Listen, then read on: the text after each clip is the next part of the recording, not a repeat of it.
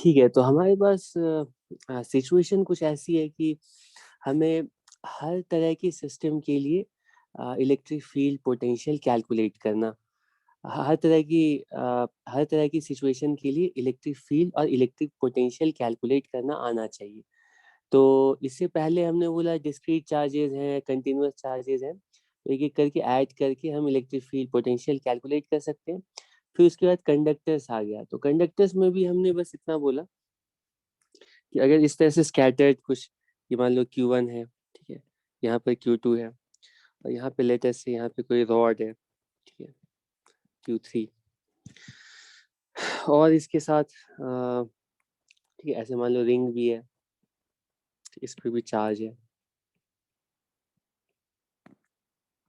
Q4। तो इन सब की वजह से किसी पॉइंट पर फील्ड कैलकुलेट करना है, पोटेंशियल कैलकुलेट करना है, तो इन प्रिंसिपल कैलकुलेट कर सकते हैं। अब इसके साथ हमने मान लो कोई कंडक्टर यहाँ पर रख दिया, ठीक है, मान लो कोई कंडक्टर है, ये कंडक्टर है, इस पे कुछ चार्ज अभी हमने नहीं रखा है, लेकिन इन चार्जेस के आसपास एक कंडक्टर को रख दिया, तो जैसे ही कंडक्टर को रखेंगे कंडक्टर के सरफेसेस पर ऐसे इंड्यूस चार्जेस आ जाएंगे, ठीक है। तो कंडक्टर के साथ प्रॉब्लम ये है कि कंडक्टर को तुम नहीं बता सकते हो कि चार्जेस कैसे डिस्ट्रीब्यूट करें। कंडक्टर खुद से डिसाइड करेगा कि कंडक्टर के सरफेसेस पर चार्जेस कैसे कैसे आएंगे, ठीक है। तो कंडक्टर वाले क्वेश्चन में दो काम हो जाता है हमारा, हमें पहले पता लगाना होता है कि इंड्यूस चार्जेस कैसे आ रहे हैं। इंड्यूस चार्जेस पता चल गए, फिर उन इंड्यूस चार्जेस को यूज करके किसी भी पॉइंट पर फील्ड पोटेंशियल निकाल सकते हैं, ठीक है। अभी कुछ भी नहीं पढ़ा है, अभी बस मैं स्टार्ट कर रहा हूँ। अगर जो लेट में ऐड किया है, तो अभी हमने कुछ नया कुछ नहीं बताया, ठीक है। तो मैं यही मेंशन कर रहा था कि कंडक्टर्स का भी अगर कोई प्रॉब्लम है तो उसमें बस हमारे पास एक एक्स्ट्रा टास्क हो जाता है कि कंडक्टर के सरफेस पर इंड्यूस चार्जेस कैलकुलेट करना, ठीक है। तो इंड्यूस चार्जेस पता चल जाएंगे तो फिर से पहले की तरह फील्ड पोटेंशियल हर पॉइंट पर निकाल सकते हैं, ठीक है। लेकिन मैंने स्पेसिफिकली तुम्हें क्लास में बताया है कि कंडक्टर के किसी भी टाइप के प्रॉब्लम्स को हम इस कोर्स में नहीं सॉल्व कर सकते हैं। हम कंडक्टर्स के सिर्फ ऐसे ही क्वेश्चन सॉल्व करेंगे जिसमें कि कंडक्टर सिमेट्रिक हो, और कंडक्टर के आसपास अगर चार्ज है तो उनको भी सिमेट्रिकली रखा गया हो। इन प्रिंसिपल तो अगर हमारे पास मैथमेटिक्स है, एडवांस मैथमेटिक्स की लेवरेज है, तब तो हम अल्टीमेटली इंड्यूस चार्जेस कितने कितने कैसे कैसे आए हैं वो कैलकुलेट कर ही लेंगे, और इंड्यूस चार्जेस पता चल गए तो एक एक करके ऐड करके, सारे चार्जेस की वजह से ऐड करके, ठीक है, इन सारे चार्जेस की वजह से ऐड करके इलेक्ट्रिक फील्ड कैलकुलेट कर ही लेंगे पी पॉइंट पर, है ना। लेकिन अ, तुम्हारे कोर्स में सिर्फ ऐसे क्वेश्चंस रहेंगे जिनमें कि कंडक्टर सिमेट्रिक है, और कंडक्टर के आसपास अगर चार्जेस हैं तो चार्जेस भी सिमेट्रिकली प्लेस किए गए हैं। ये सारी चीजें मैं पहले बता चुका हूँ। अब इसके बाद क्वेश्चन उठता है कि जरूरी थोड़ी है कि हमेशा हमें चार्जेस के आसपास सिर्फ कंडक्टर्स दिए जाएंगे। हो सकता है कि कंडक्टर्स के अलावा मान लो इसके आसपास कोई ऐसे, मान लो यूं पोटैटो रख दिया गया है। पोटैटो कंडक्टर नहीं है, ठीक है, इंसुलेटर है। तो अगर चार्जेस के आसपास कोई इंसुलेटर रख दिया गया है, फिर हम कैसे किसी पॉइंट पर फील्ड या पोटेंशियल निकालेंगे, ठीक है। तो ये क्वेश्चन तो है ना कि अगर अगर कंडक्टर ना हो, इंसुलेटर हो, तब पोटेंशियल कितना हो, तब फील्ड कितनी होगी, ठीक? ऐसे केसेस को भी सॉल्व करना आना चाहिए, ठीक है। लेकिन गुड न्यूज है कि कंडक्टर के लिए तो मैंने बोला कि कंडक्टर सिमेट्रिक होना चाहिए, कंडक्टर के आसपास चार्जेस सिमेट्रिक होने चाहिए। इस तरह के क्वेश्चन कंडक्टर के तुमसे पूछे जा सकते हैं, ठीक। लेकिन अच्छी बात यह है कि डाइलेक्ट्रिक वाले केस में, क्योंकि डाइलेक्ट्रिक का केस कंडक्टर से भी और ज्यादा थोड़ा कॉम्प्लिकेटेड हो जाता है, और तुम अभी देखोगे जैसे कंडक्टर पे इंड्यूस चार्जेस आते हैं वैसे ही डाइलेक्ट्रिक पर भी इंड्यूस चार्जेस आते हैं, ठीक है। और वो इंड्यूस चार्जेस निकालना कंडक्टर की तरह उतना सिंपल नहीं है, लेकिन हम कैलकुलेट कर सकते हैं। अभी डाइलेक्ट्रिक के अंदर एग्जैक्टली क्या मैकेनिज्म होता है वो हम डिटेल में डिस्कस करने जा रहे हैं, लेकिन मैं ये समझाना चाह रहा हूँ कि डाइलेक्ट्रिक वाला केस जो है ना कंडक्टर से भी एक स्टेप आगे है। तो तुम्हारे कोर्स में इसी वजह से डाइलेक्ट्रिक के लिए ऐसा नहीं, किसी भी सिमेट्रिकल डाइलेक्ट्रिक के लिए तुम्हें फील्ड पोटेंशियल पूछा जाएगा। तुम्हारे कोर्स में सिर्फ एक ही सिचुएशन है डाइलेक्ट्रिक की जिसके लिए तुम्हें फील्ड पोटेंशियल पूछा जा सकता है। एक ही सिचुएशन का मतलब है बिल्कुल डाइलेक्ट्रिक भी बिल्कुल कुछ इस तरह का हो, रेक्टेंगुलर स्लैब टाइप का, ठीक है। और इस रेक्टेंगुलर स्लैब टाइप के डाइलेक्ट्रिक को भी बिल्कुल यूनिफॉर्म फील्ड में अगर रखा जा रहा है, ठीक है, तो सिर्फ इसी केस के लिए तुम्हें डाइलेक्ट्रिक पर चार्जेस और इस तरह से डाइलेक्ट्रिक रखने के बाद हर जगह पर फील्ड पोटेंशियल निकालने को कहा जाएगा। मतलब तुम्हें ऐसा क्वेश्चन, अच्छी बात यह है कि तुम्हें ऐसा क्वेश्चन नहीं पूछा जाए कि यहाँ पे मान लो Q1 चार्ज है, Q2 चार्ज है और यहाँ पे किसी भी इरेगुलर शेप का डाइलेक्ट्रिक दे दिया जाएगा और बोला जाए अब बताओ कि किसी भी P पॉइंट पर इलेक्ट्रिक फील्ड की वैल्यू कितनी होगी। ये क्वेश्चन तुम्हारे स्कोप से बाहर है, ठीक है। तब तो और अच्छी बात है, हमें सिर्फ एक ही क्वेश्चन मतलब एक ही सिचुएशन के लिए डाइलेक्ट्रिक को सीखना है, डाइलेक्ट्रिक को एनालाइज करना है, ठीक है ठीक है ठीक है ठीक है।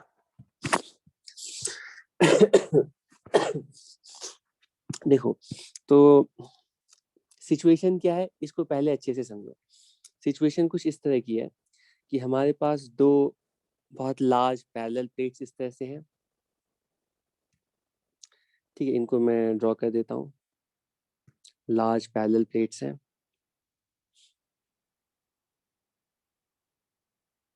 ठीक है। यहाँ पर लार्ज पैरेलल प्लेट्स हैं,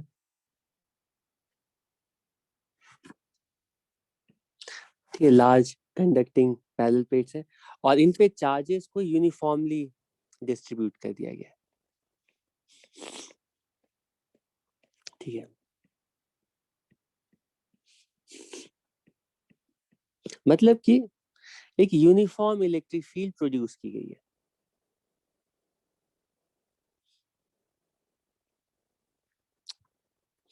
एक यूनिफॉर्म इलेक्ट्रिक फील्ड प्रोड्यूस की गई है, ठीक है। Equally spaced parallel electric field lines,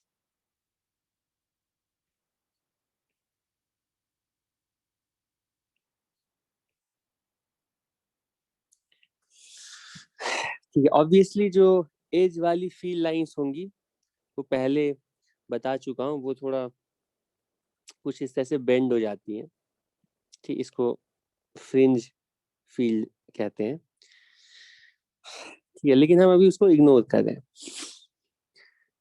तो हमें यूनिफॉर्म इलेक्ट्रिक फील्ड दी गई है, इस सिचुएशन के लिए हमें चार्जेस पता है, फील्ड पता है, पोटेंशियल पता है, सारी चीजें पता है। ये प्लस क्यू है, इधर इधर माइनस क्यू है। फील्ड की वैल्यू कितनी होगी जरा बताओगे? अंदर किसी भी पॉइंट पर अंदर इलेक्ट्रिक फील्ड कितनी होगी बताओगे?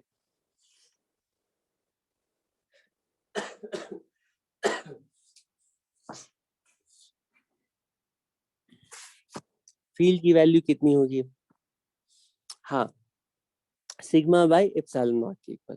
तो अंदर जो इलेक्ट्रिक फील्ड है इसको लेटेस्ट से ई नॉट कहते हैं, इसकी वैल्यू है सिग्मा अपॉन एप्सिलॉन नॉट।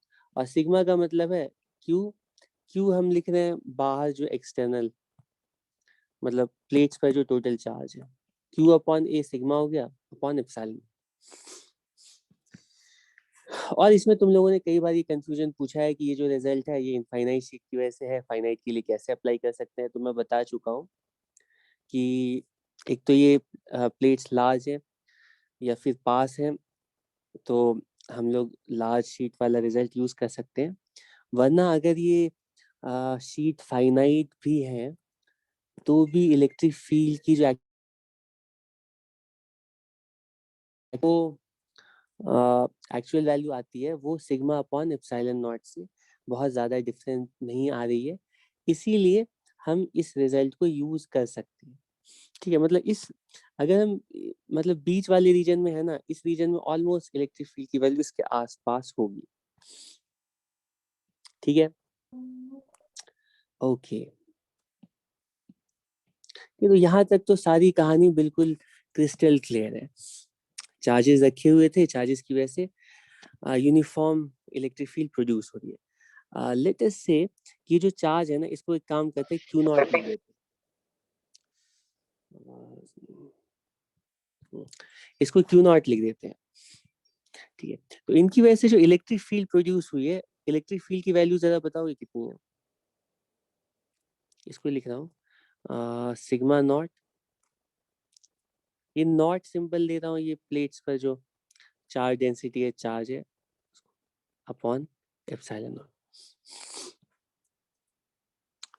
यहाँ तक तो कोई प्रॉब्लम नहीं है।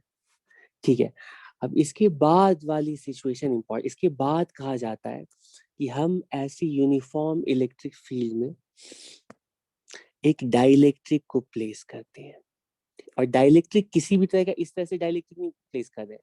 ठीक है, हम लोग डाइलेक्ट्रिक प्लेस कर रहे हैं बिल्कुल रेक्टेंगुलर स्लैब शेप का, कुछ इस तरह का डाइलेक्ट्रिक प्लेस कर रहे हैं।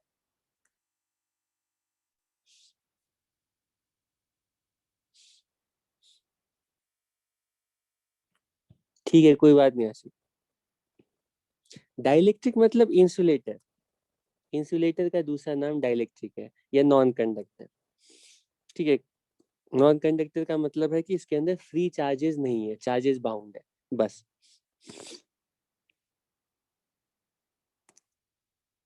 तो यूनिफॉर्म फील्ड में हमने एक डाइलेक्ट्रिक को रखा। अब क्वेश्चन पूछा गया कि हर जगह पर इलेक्ट्रिक फील्ड कैलकुलेट करो। ठीक है, डाइलेक्ट्रिक को रखने के बाद अब हर जगह पर हमें इलेक्ट्रिक फील्ड कैलकुलेट करनी है। ठीक है, अब हम धीरे धीरे सोचना स्टार्ट करते हैं। हम सोचेंगे कि अगर यहाँ पर कंडक्टर रहता ना, अगर हम मान लो यहाँ पर कंडक्टर रखते तब तो कोई प्रॉब्लम नहीं है। अगर मान लो यूनिफॉर्म इलेक्ट्रिक फील्ड है और इस यूनिफॉर्म इलेक्ट्रिक फील्ड में ऐसे कंडक्टर रखते हैं, ठीक है, तो क्या होता है, क्योंकि कंडक्टर के अंदर प्लेंटी ऑफ फ्री चार्जेस हैं, तो जब तक कंडक्टर के अंदर इलेक्ट्रिक फील्ड रहेगी, ये इलेक्ट्रिक फील्ड फ्री चार्जेस को माइग्रेट करती रहेगी। तो इलेक्ट्रॉन्स जो है ना अंदर से, वो इधर आना स्टार्ट हो जाएंगे, और इधर उसके करस्पॉन्डिंग पॉजिटिव चार्ज आना स्टार्ट हो जाएगा। और ये जो सरफेस पर नए इंड्यूस चार्जेस आ रहे हैं, ये ऑपोजिट डायरेक्शन में इलेक्ट्रिक फील्ड प्रोड्यूस करेंगे। ठीक है, एक तो external electric field forward direction में है ही, लेकिन इस एक्सटर्नल इलेक्ट्रिक फील्ड के रिस्पांस में, अच्छा तुम लोग एक चीज का ध्यान रखना कि ये वाला जो टॉपिक है ना, वो एक्सट्रीमली इम्पोर्टेंट है, इसका हर एस्पेक्ट बहुत अच्छे से समझना है, क्योंकि ये बार बार पूरे कोर्स में रिपीट होगा। ये कोई बड़ी चीज नहीं है समझना, लेकिन बहुत केयरफुली हर स्टेप को पहली बार में समझोगे तो आगे आसानी होगी। ठीक है, तो कंडक्टर्स में क्या होता है कि एक्सटर्नल इलेक्ट्रिक फील्ड है, एक्सटर्नल इलेक्ट्रिक फील्ड के रिस्पॉन्स में इंड्यूस चार्जेस आते हैं और इंड्यूस इलेक्ट्रिक फील्ड आती है। कितनी कितनी इंड्यूस इलेक्ट्रिक फील्ड आती है? हम बोलते हैं क्योंकि कंडक्टर के पास प्लेंटी ऑफ फ्री चार्जेस हैं, और ये फ्री चार्जेस तब तक माइग्रेट करते रहेंगे जब तक कि ये इंड्यूस इलेक्ट्रिक फील्ड जब तक कि ये इंड्यूस इलेक्ट्रिक फील्ड एक्सटर्नल को बैलेंस ना कर दे। क्योंकि अगर अगर इस कंडक्टर के अंदर थोड़ी भी नेट इलेक्ट्रिक फील्ड एग्जिस्ट कर रही है ना, नेट इलेक्ट्रिक फील्ड का मतलब है external electric field minus induced electric field. ठीक है, नेट इलेक्ट्रिक फील्ड का मैग्नीट्यूड क्या है। तो जब तक इंड्यूस इलेक्ट्रिक फील्ड की वैल्यू एक्सटर्नल से कम है, तब तक नेट इलेक्ट्रिक फील्ड कंडक्टर के अंदर एग्जिस्ट करेगी, और जब तक नेट इलेक्ट्रिक फील्ड एग्जिस्ट करेगी, ये चार्जेस को माइग्रेट करते रहेगी, और एक टाइम आएगा जब चार्जेस माइग्रेट करते करते इंड्यूस चार्जेस इतने आ गए हैं, इंड्यूस चार्जेस की वजह से इंड्यूस इलेक्ट्रिक फील्ड बिल्कुल एक्सटर्नल इलेक्ट्रिक फील्ड को बैलेंस कर रही है। ठीक है, तो अंदर ये तो इलेक्ट्रिक फील्ड की वैल्यू, अंदर इलेक्ट्रिक फील्ड बिल्कुल कैंसिल हो गई, इसके करस्पॉन्डिंग फील्ड लाइंस कैसी होंगी? तो इलेक्ट्रिक फील्ड लाइंस भी ड्रॉ की थी कंडक्टर के लिए, तुम लोगों को याद है? सॉरी, बाहर इलेक्ट्रिक फील्ड जैसी थी जितनी थी वैसी रहती है, और अंदर इलेक्ट्रिक फील्ड बिल्कुल नलीफाई हो जाती है। यही कंप्लीट स्टोरी है कंडक्टर की, कि अगर हम रेक्टेंगुलर शेप का कंडक्टर लेते हैं, तो रेक्टेंगुलर शेप के कंडक्टर में ऐसा होता है कि अंदर हर जगह पर इलेक्ट्रिक फील्ड 0 हो जाती है और बाहर इलेक्ट्रिक फील्ड अनचेंज रहती है। बाहर इलेक्ट्रिक फील्ड अनचेंज रहती है, ऐसा क्यों बोल सकते हैं, बताओ?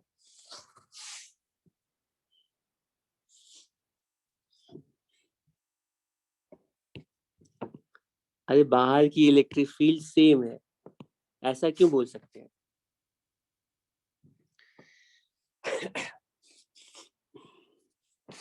तो पहले तुम्हारी दुनिया में सिर्फ ये एक्सटर्नल फील्ड था। ठीक है, एक्सटर्नल फील्ड का मतलब है ये एक्सटर्नल, यहाँ पर जो ये जो बाहर जो चार्जेस होंगे ये एक्सटर्नल चार्जेस थे। ठीक है, तो electric field, external electric field sigma not upon epsilon not. जैसे ही तुमने कंडक्टर लाया तो कंडक्टर ने इंड्यूस चार्ज प्रोड्यूस किया। ठीक है, यहाँ पे नेगेटिव, यहाँ पे पॉजिटिव, और इंड्यूस चार्ज की वजह से अंदर इलेक्ट्रिक फील्ड 0 हो गई। ठीक है, लेकिन और इंड्यूस चार्ज जो आए हैं वो कितने आए होंगे बता सकते हो? इंड्यूस चार्ज डेंसिटी पता है कितनी होगी? इंड्यूस चार्ज डेंसिटी जो होगी वो एक्सटर्नल चार्ज डेंसिटी के इक्वल होगी। ठीक है, तभी तो इक्वल इलेक्ट्रिक फील्ड प्रोड्यूस करेगा ना, मतलब इंड्यूस चार्जेस की वजह से जो इलेक्ट्रिक फील्ड आएगी वो एक्सटर्नल की इक्वल तभी होगी जब induce charge density external charge density के इक्वल होगी, क्योंकि ये पैरेलल प्लेट वाला अरेंजमेंट है, और पैरेलल प्लेट के लिए इलेक्ट्रिक फील्ड की वैल्यू होती है charge density upon epsilon not. Anyway, तो बिल्कुल सेम चार्ज डेंसिटी, बिल्कुल सेम चार्ज डेंसिटी कंडक्टर के सरफेसेस पर आ जाएगी, और तुम अब यहाँ से वेरीफाई भी कर सकते हो कि यहाँ से जो फील्ड लाइन चली थी वो तो निकल गई, लेकिन यहाँ से जो फील्ड लाइन चली थी यहाँ पे टर्मिनेट हो जाएगी। यहाँ की डेंसिटी सेम है, यहाँ पे जितना चार्ज है यहाँ पे जितना चार्ज है सेम है, तो चार्जेस जो है, फील्ड लाइन जो है ना वो नेगेटिव चार्ज पर टर्मिनेट हो जाएगी। ठीक है, ये तो फील्ड लाइन के टर्म्स में मैं बता रहा था। बाहर इलेक्ट्रिक फील्ड इसलिए सेम रहेगी क्योंकि इस तरह के जो पैरेलल प्लेट चार्जेस होते हैं वो सिर्फ अंदर इलेक्ट्रिक फील्ड प्रोड्यूस करते हैं।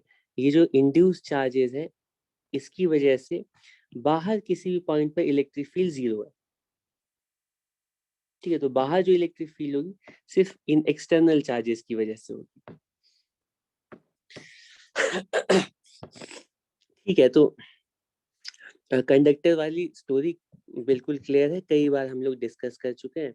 हम बोलते हैं कंडक्टर में इंड्यूस चार्जेस तब तक आते रहते हैं जब तक कि इंड्यूस चार्जेस की वजह से induce electric field external electric field को कंप्लीटली नलीफाई ना कर दे। अब हम अपने एक्चुअल प्रॉब्लम पे में आ जाते हैं। अब बिल्कुल वैसी सिचुएशन थी, एक्सटर्नल चार्जेस थे, एक्सटर्नल इलेक्ट्रिक फील्ड थी, external electric field external charge density के according sigma upon epsilon naught के इक्वल है। इसके बीच में बिल्कुल पैरेलल एक रेक्टेंगुलर स्लैब प्लेस कर देते हैं। अब हमें पता लगाना है कि स्लैब प्लेस करने की वजह से क्या कहीं पर इलेक्ट्रिक फील्ड चेंज होगी या नहीं होगी।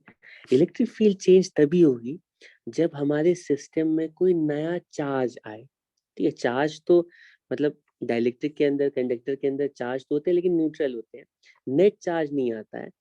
तो चार्जेस सेपरेट होकर के सरफेसेस पर नेट चार्ज कंडक्टर के अंदर आ गया था, इसलिए आया था क्योंकि वहां पे फ्री चार्जेस हैं, और इलेक्ट्रिक फील्ड की वजह से फ्री चार्जेस माइग्रेट कर सकते हैं।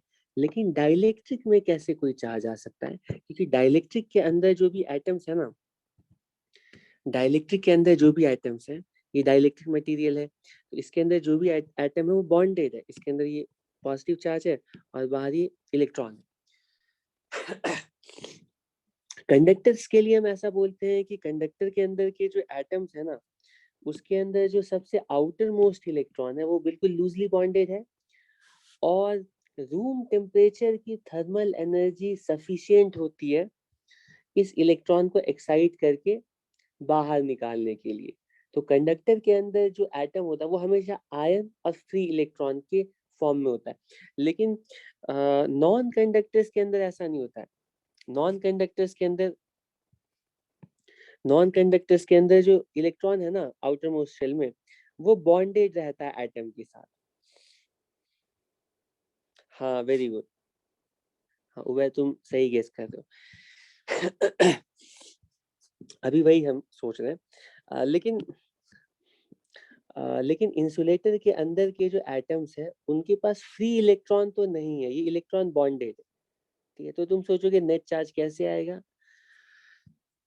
ठीक है, तो net charge obviously electron separate नहीं हो पाएगा अपने पेरेंट एटम से, लेकिन क्या इलेक्ट्रॉन जैसा बिल्कुल न्यूट्रल कंडीशन में अपने न्यूक्लियस के साथ रह रहा था, अगर हम इस डाइलेक्ट्रिक को इलेक्ट्रिक फील्ड के अंदर रखते हैं, तो इलेक्ट्रिक फील्ड के अंदर रखने के बाद भी क्या एटम वैसा ही रहेगा इंसुलेटर का जैसा कि पहले था बिना इलेक्ट्रिक फील्ड के।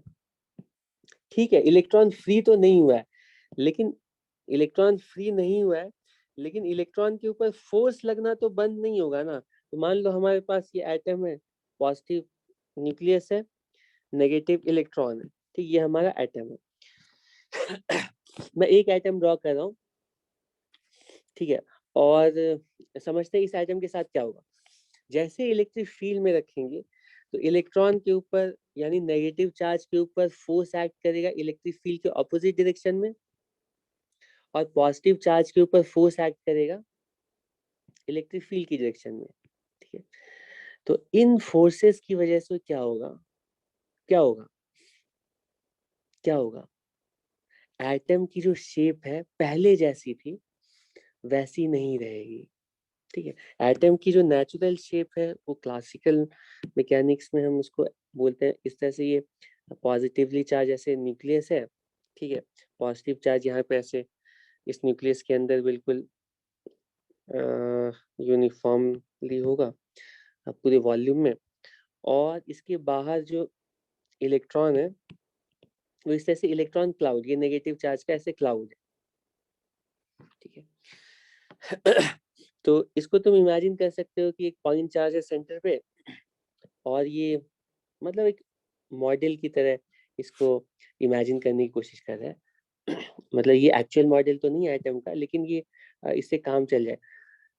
हाँ, तो ये जो इलेक्ट्रॉनिक क्लाउड है ना, ये स्फेरिकल शेल की तरह है, और इस तरह की बॉडी के लिए इलेक्ट्रोस्टैटिक्स में तुमने डिटेल में पढ़ा है कि ये जो बॉडी है ना, ये ओवरऑल न्यूट्रल है, और इसकी वजह से बाहर किसी भी पॉइंट पर तुम इलेक्ट्रिक फील्ड निकालोगे वो जीरो होगा, क्योंकि न्यूक्लियस की वजह से जितना फील्ड होगा उतना ही इस स्फेरिकल शेल की वजह से होगा।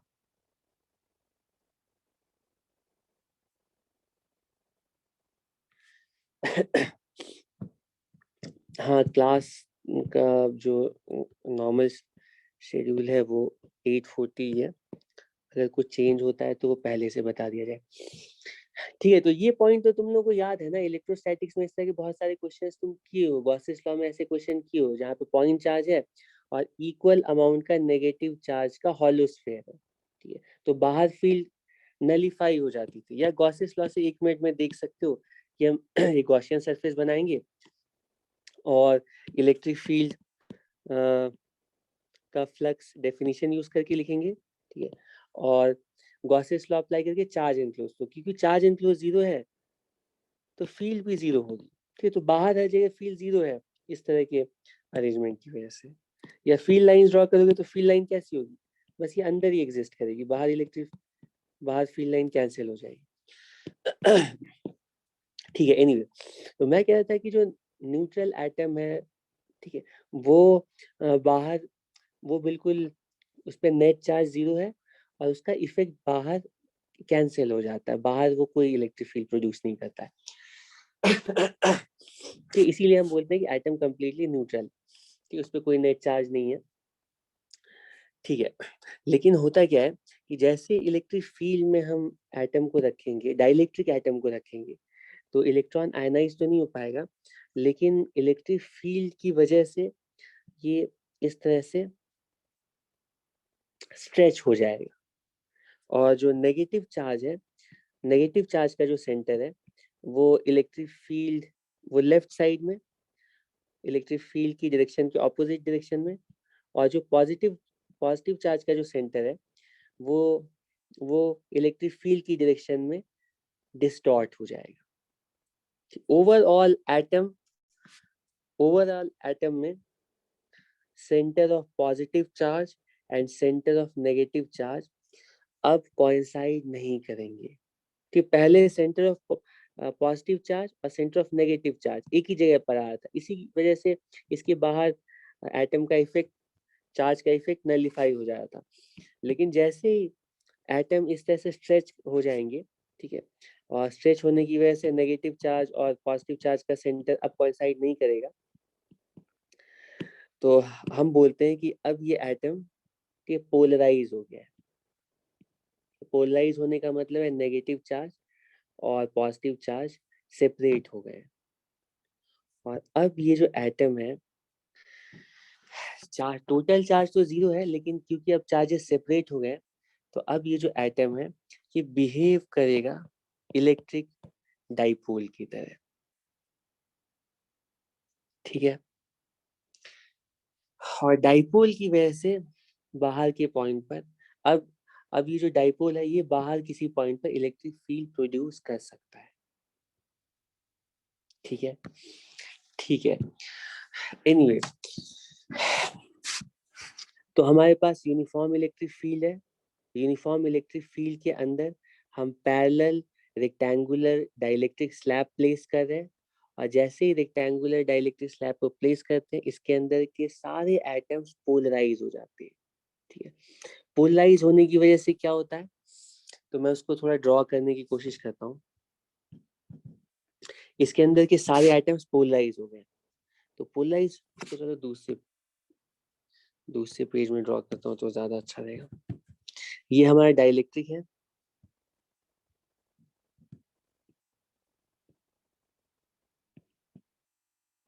ठीक है, इलेक्ट्रिक फील्ड में रखा गया, यूनिफॉर्म इलेक्ट्रिक फील्ड में रखा गया, जिसकी वजह से इस डाइलेक्ट्रिक के अंदर के सारे एटम्स इस तरह से पोलराइज हो गए।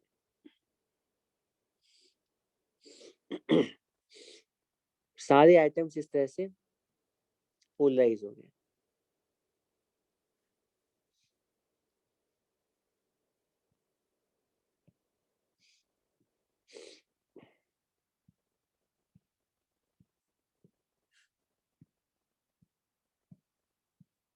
ठीक है, और नेगेटिव चार्ज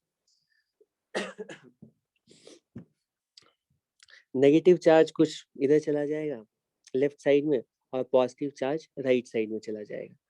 तो मैं एक काम कर रहा हूँ, जो पॉजिटिव चार्ज है ना उसको रेड से दिखा रहा हूँ, और जो नेगेटिव चार्ज है उसको हॉलो रहने दे रहा हूँ। ठीक है, तो सारे एटम्स कुछ इसी तरह से पोलराइज हो जाएंगे। इसको चेक करो थोड़ा,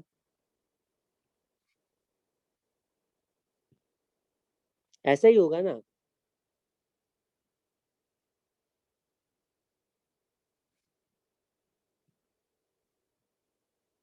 इस तरह से पोलराइज हो गए।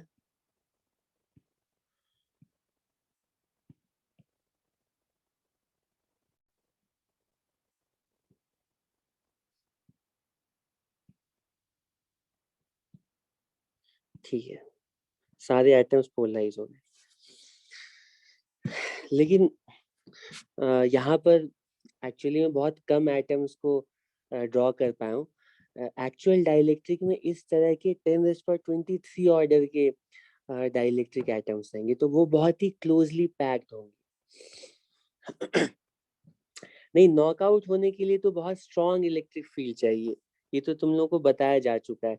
जब इलेक्ट्रिक फील्ड की वैल्यू उस मटेरियल की डाइलेक्ट्रिक स्ट्रेंथ से ज्यादा हो जाए, जैसे एयर के लिए वो वैल्यू होती है 3 × 10⁶ वोल्ट पर मीटर या न्यूटन पर। इतनी स्ट्रॉन्ग इलेक्ट्रिक फील्ड होगी तो इलेक्ट्रॉन्स ना बाहर निकल जाएंगे, लेकिन वो बहुत हाई इलेक्ट्रिक फील्ड है। उससे पहले पहले तक सिर्फ पोलराइजेशन होगा, ठीक, क्योंकि क्योंकि डाइलेक्ट्रिक एटम के अंदर जो इलेक्ट्रॉन होता है उसकी आयनाइजेशन एनर्जी या जो वैलेंस इलेक्ट्रॉन होता है वो बहुत ही स्ट्रांगली बॉन्डेड होता है न्यूक्लियस के साथ।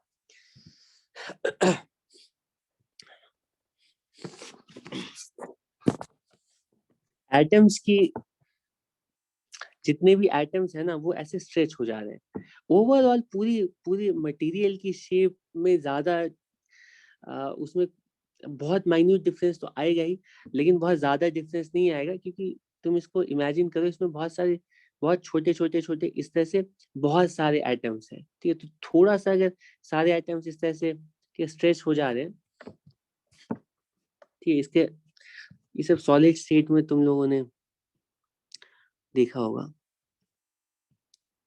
ठीक है। तो मैं कह रहा हूँ कि क्योंकि बहुत ज्यादा आइटम्स है तो ये सारे आइटम्स जो है ना क्लोजली पैक्ड होंगे। तो मैं सेकेंड रो इसका यहाँ पे नहीं बनाया था, तो सेकेंड रो को भी मैं ड्रॉ कर देता हूँ। इसके बीच में भी इस तरह से आइटम्स होंगे, ठीक। और ये सारे आइटम्स जो है ना पोलराइज हो गए, सारे आइटम्स पोलराइज हो गए। तो इसको फिगर बहुत अच्छे से अगर बनाएंगे ना तभी मैं इसको क्लियरली तुम लोगों को दिखा पाऊंगा कि यहाँ पर क्या हो रहा है।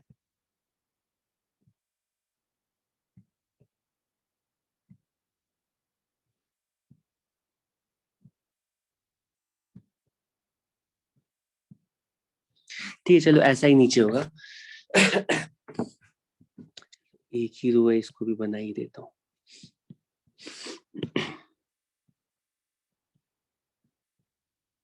देख सकते हो सारे सारे एटम्स पोलराइज हो गए, उनका centre of negative charge left और पॉजिटिव चार्ज राइट डिस्प्लेस हो गया है।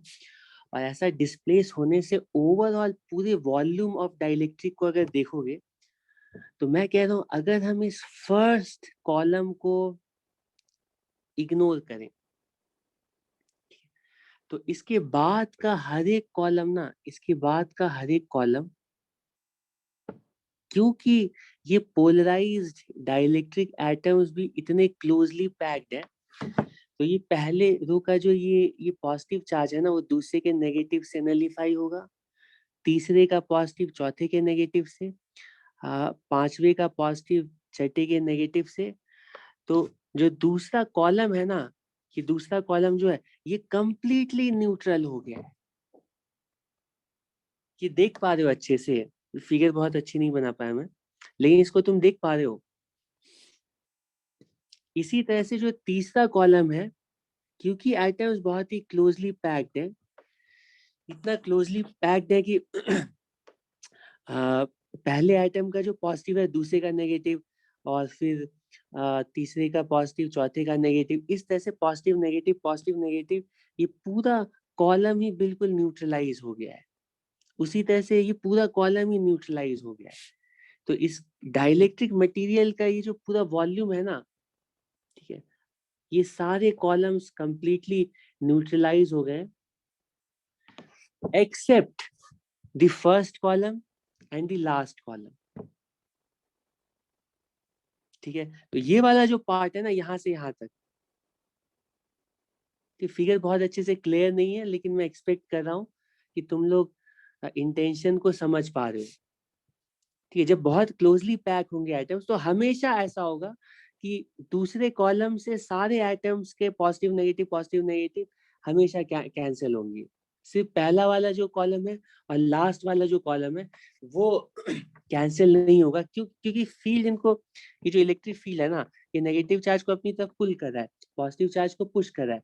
तो पुश करने की वजह से लास्ट वाला जो कॉलम वो तो रह जाता है, लेकिन उससे पहले वाले कॉलम वो उससे पहले के एटम्स के साथ नलीफाई होता चला जाता है। तो ये जो बीच में पूरे वॉल्यूम वाला पार्ट है ये वैसा ही बिहेव करेगा जैसा कि कंप्लीटली न्यूट्रल डाइलेक्ट्रिक है, न्यूट्रल मटेरियल है, इस पार्ट में कोई चार्ज ही नहीं है, ठीक है। तो इस रेक्टेंगुलर डाइलेक्ट्रिक स्लैब के अंदर भी हम देखते हैं कि लेफ्ट साइड में इस तरह से नेगेटिव चार्ज और राइट साइड में इस तरह से पॉजिटिव इंड्यूस चार्जेस आते हैं। कंडक्टर के अंदर तो कंडक्टर के ऊपर तो सरफेसेस पर इंड्यूस चार्जेस आते ही थे इलेक्ट्रिक फील्ड की वजह से, नेगेटिव पॉजिटिव, लेकिन डाइलेक्ट्रिक के सरफेसेस पर भी इंड्यूस चार्जेस हमेशा आएंगे। डायलेक्ट कंडक्टर के अंदर इंड्यूस चार्जेस आते थे फ्री इलेक्ट्रॉन्स की वजह से, लेकिन डाइलेक्ट्रिक के अंदर भी इंड्यूस चार्जेस आएंगे, लेकिन डाइलेक्ट्रिक के अंदर इंड्यूस चार्जेस पोलराइजेशन की वजह से आएंगे। ठीक है, तो अब क्वेश्चन उठता है कि कितना इंड्यूस चार्ज आएगा, कितना इंड्यूस चार्ज आएगा। कंडक्टर के अंदर तो इंड्यूस चार्जेस इतना आता था कि वो एक्सटर्नल इलेक्ट्रिक फील्ड को नलिफाई कर ले। ठीक है लेकिन कंडक्टर के अंदर प्लेंटी ऑफ फ्री चार्जेस थे। डाइलेक्ट्रिक के अंदर फ्री चार्जेस नहीं है। डाइलेक्ट्रिक तो मटेरियल पर डिपेंड करेगा कि उसके अंदर पोलराइजेशन कितनी ज्यादा हो पा रही, जितनी ज्यादा पोलराइजेशन हो पा रही होगी, जितनी आसानी से कंडक्टर के जितनी आसानी से डाइलेक्ट्रिक के अंदर के एटम्स पोलराइज हो पा रहे होंगे, चार्जेस सेपरेट हो पा रहे होंगे, जितनी आसानी से डाइलेक्ट्रिक एटम स्ट्रेच हो पा रहे, उतना ज्यादा इंड्यूस चार्जेस आएंगे और वो उतना ज्यादा कंडक्टर के क्लोज बिहेव करेगा। और डाइलेक्ट्रिक मटेरियल जितना स्ट्रॉन्ग होगा, जिसके अंदर एटम्स को पोलराइज करना जितना ज्यादा डिफिकल्ट होगा, वैसे डाइलेक्ट्रिक मटेरियल में इंड्यूस चार्जेस उतने ही कम आएंगे। गलत कह रहा हूं? ऑब्वियसली डाइलेक्ट्रिक के अंदर जो इंड्यूस चार्जेस आएंगी वो कंडक्टर के कंपैरिजन में कम होंगी। कंडक्टर के कंपैरिजन में कम होने का मतलब है डाइलेक्ट्रिक के अंदर जो इंड्यूस चार्जेस की वजह से इंड्यूस इलेक्ट्रिक फील्ड आएगी वो एक्सटर्नल इलेक्ट्रिक फील्ड से कम ही होगी। अब डाइलेक्ट्रिक के अंदर induce electric field external electric field को कैंसिल नहीं कर पाएगी। ठीक है, और डाइलेक्ट्रिक के अंदर एक नेट इलेक्ट्रिक फील्ड हमेशा एग्जिस्ट करेगी। ठीक है, तो हुआ क्या कि वो अंदर एटम्स को मैं ड्रॉ नहीं कर रहा हूँ, बस इलेक्ट्रिक फील्ड के टर्म्स में रिप्रेजेंट कर हुआ कि ये डाइलेक्ट्रिक मटेरियल है, एक्सटर्नल इलेक्ट्रिक फील्ड है ई नॉट। ठीक है, जैसे एक्सटर्नल इलेक्ट्रिक फील्ड के अंदर डाइलेक्ट्रिक को रखा जाता है, मैं समराइज कर रहा हूँ क्या क्या अभी तक बताया। जैसे एक्सटर्नल इलेक्ट्रिक फील्ड के अंदर डाइलेक्ट्रिक को रखा जाता है तो डाइलेक्ट्रिक के अंदर के जो एटम्स हैं वो पोलराइज होते हैं। पोलराइज होने की वजह से डाइलेक्ट्रिक के सरफेसेस पर इंड्यूस चार्जेस आते हैं। तो इस तरह से इंड्यूस चार्जेस आ गए, उतने नहीं जितने कि कंडक्टर्स में आते, लेकिन कुछ इंड्यूस चार्जेस आते हैं depending on the type of dielectric. और इंड्यूस चार्जेस की वजह से अब इंड्यूस्ड इलेक्ट्रिक फील्ड भी आती है, ठीक, ऑपोजिट डायरेक्शन में, कि पहले की तरह ही जो भी एक्सटर्नल इलेक्ट्रिक फील्ड है हमेशा उसके ऑपोजिट डायरेक्शन में डाइलेक्ट्रिक के अंदर एक इंड्यूस इलेक्ट्रिक फील्ड आएगी। ठीक है, जिसका इफेक्ट क्या होगा कि जो नेट इलेक्ट्रिक फील्ड है, ठीक है, नेट इलेक्ट्रिक फील्ड है, ठीक, वो अभी भी डाइलेक्ट्रिक के अंदर कुछ ना कुछ रह जाएगी। और नेट इलेक्ट्रिक फील्ड की वैल्यू कितनी होगी, ये वेक्टर तुम लोगों को लगा, ये डायरेक्शन बता रहा हूँ कि नेट इलेक्ट्रिक फील्ड कुछ इधर रहेगी। ठीक, यहीं पे ड्रॉ कर देता हूँ, नेट इलेक्ट्रिक फील्ड कुछ ऐसे। ठीक है, और नेट इलेक्ट्रिक फील्ड की वैल्यू कितनी होगी, external electric field minus induced electric field. किसी भी डाइलेक्ट्रिक के अंदर हमेशा नेट इलेक्ट्रिक फील्ड एक्सटर्नल के कंपैरिजन में डिक्रीज ही करेगी। जब भी हम एक्सटर्नल इलेक्ट्रिक फील्ड में के अंदर डाइलेक्ट्रिक को रखेंगे तो डाइलेक्ट्रिक के अंदर जो इलेक्ट्रिक फील्ड है वो पहले जितनी थी डाइलेक्ट्रिक लाने के बाद इलेक्ट्रिक फील्ड डिक्रीज ही करेगी। ठीक है, कितने अमाउंट से डिक्रीज करेगी वो तो डिपेंड करेगा कि डाइलेक्ट्रिक कैसा है, लेकिन हमेशा क्योंकि इंड्यूस इलेक्ट्रिक फील्ड हमेशा एक्सटर्नल के ऑपोजिट में आएगी तो नेट इलेक्ट्रिक फील्ड हमेशा डिक्रीज करती है। ठीक है, अब क्वेश्चन उठता है कि नेट इलेक्ट्रिक फील्ड कितनी होगी, या नेट इलेक्ट्रिक फील्ड कितना डिक्रीज करेगी। ठीक है, तो हम नेट इलेक्ट्रिक फील्ड को लिखते हैं। ये जो अगला स्टेप लिख रहा हूँ ना, अब मैं देखना चाहता हूँ कितने लोग सिंपल से इन्फ्रेंस को फॉलो कर पाते हैं। ध्यान से सुनना। देखो, हम एक डाइलेक्ट्रिक लेते हैं और उसको एक्सटर्नल इलेक्ट्रिक फील्ड के अंदर रख देते हैं। ठीक है, तो डाइलेक्ट्रिक के अंदर जो इंड्यूस्ड इलेक्ट्रिक फील्ड आएगी वो किन किन फैक्टर्स पर डिपेंड करेगी तुम्हारे हिसाब से। दो ही फैक्टर्स है, एक तो एक्सटर्नल इलेक्ट्रिक फील्ड है। ठीक है, obviously induce electric field external electric field पर डिपेंड करेगी। एक्सटर्नल इलेक्ट्रिक फील्ड जो है वो कॉज है इंड्यूस चार्जेस लाने का और इंड्यूस इलेक्ट्रिक फील्ड लाने का। तो एक्सटर्नल इलेक्ट्रिक फील्ड जितना स्ट्रांग होगा, इंड्यूस इलेक्ट्रिक फील्ड भी उतनी ही स्ट्रांग होगी। ठीक है, तो इंड्यूस इलेक्ट्रिक फील्ड जो है वो एक्सटर्नल फील्ड पर डिपेंड करेगी, और किस पर डिपेंड करेगी, और किस पर डिपेंड करेगी, अरे बताओ जल्दी। डाइलेक्ट्रिक मटेरियल पर, obviously dielectric nature of dielectric material पर डिपेंड करेगी। तो induce electric field external field पर डिपेंड कर रही है, नेचर ऑफ मटेरियल पर डिपेंड कर रही है। तो जो नेट इलेक्ट्रिक फील्ड है, क्योंकि net electric field external minus induce electric field के इक्वल है, तो हम बोलेंगे जो नेट इलेक्ट्रिक फील्ड है वो भी एक्सटर्नल इलेक्ट्रिक फील्ड पर डिपेंड करेगा और नेचर ऑफ डाइलेक्ट्रिक मटेरियल पर डिपेंड करेगा। ठीक है, तो हम बोलते हैं कि नेट इलेक्ट्रिक फील्ड की वैल्यू भी जो है वो ऑब्वियसली एक्सटर्नल इलेक्ट्रिक फील्ड के प्रोपोर्शनल होगी। ठीक है, और डाइलेक्ट्रिक मटेरियल पर डिपेंड करेगी, और डाइलेक्ट्रिक मटेरियल का जो इफेक्ट है उसको इंक्लूड करने के लिए हम एक फैक्टर यहाँ पर इंट्रोड्यूस करें, और वो कहलाता है dielectric constant of the material.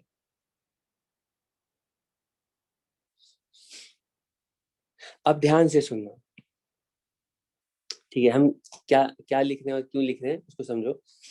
मैं कह रहा हूँ जब भी हम किसी डाइलेक्ट्रिक मटेरियल को यूनिफॉर्म इलेक्ट्रिक फील्ड के अंदर रखते हैं तो मटेरियल के अंदर नेट इलेक्ट्रिक फील्ड हमेशा डिक्रीज करती है। ठीक है, जब भी हम किसी एक्सटर्नल इलेक्ट्रिक फील्ड के अंदर डाइलेक्ट्रिक मटेरियल को रखेंगे तो उस डाइलेक्ट्रिक मटेरियल के अंदर हमेशा एक्सटर्नल इलेक्ट्रिक फील्ड जो थी वो डिक्रीज ही करेगी। कितना डिक्रीज करेगी, किस फैक्टर से डिक्रीज करेगी, ये इस डाइलेक्ट्रिक मटेरियल का डाइलेक्ट्रिक कांस्टेंट कहलाता है।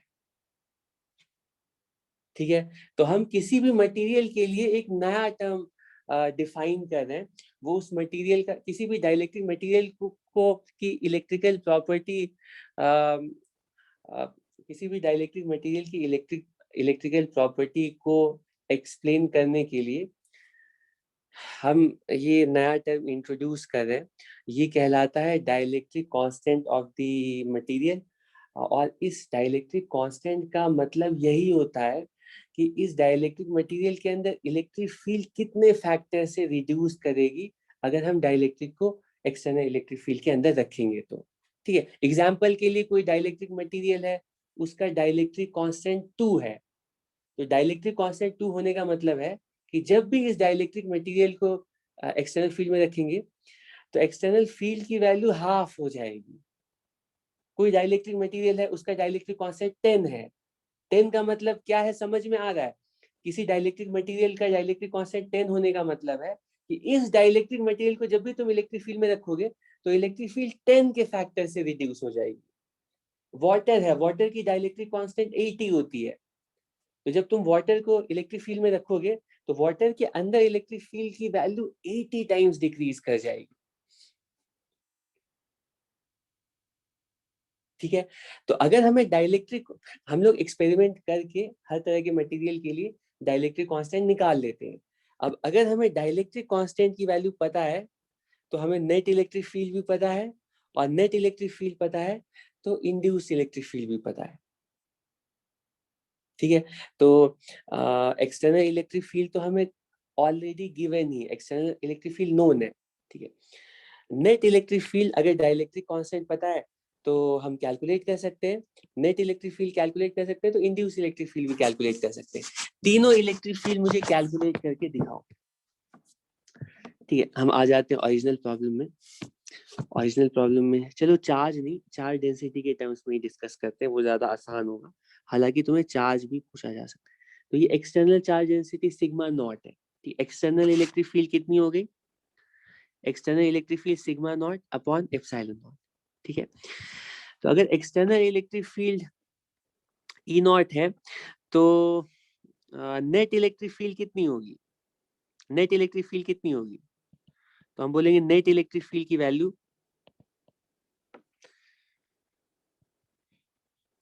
अच्छा बहुत लोगों को ऐसा लग रहा होगा कि डाइलेक्ट्रिक कांस्टेंट को हम डिनोमिनेटर में ही ऐसे क्यों डिफाइन कर रहे हैं?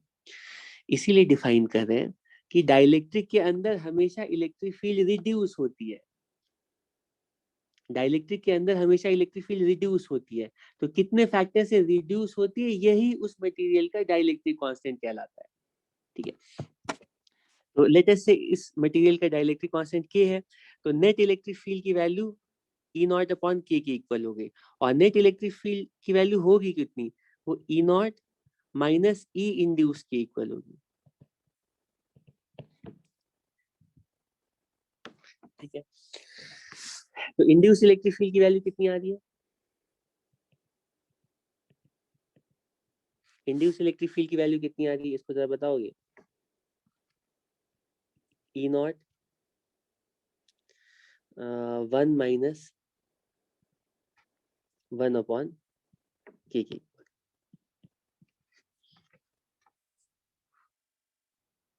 ठीक है, तो ये जो डाइलेक्ट्रिक वाला क्वेश्चन है ना, इसमें सिर्फ दो चीजें पूछी जाती हैं।